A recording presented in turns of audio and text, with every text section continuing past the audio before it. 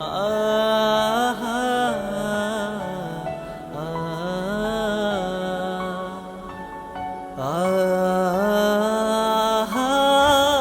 আল্লাহ, এখন আমি ঘরে কোন মুখ নিয়ে যামু?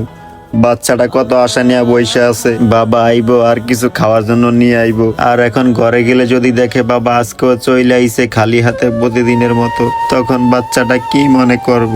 আমি কেন আসলাম এই দুনিয়ায়? এই জীবন রাইখা আর কি হইব যদি বাচ্চার মুখে খাওন তুলে দিতে না পারি? হে আল্লাহ, তুমি কোনো না কোনো একটা ব্যবস্থা কইরা দেও আল্লাহ।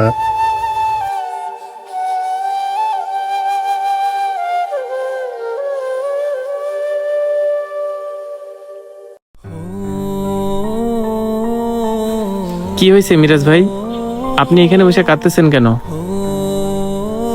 কি বলবো সোহাগ ভাই, আমি মেতর ছিলাম দেখা আমার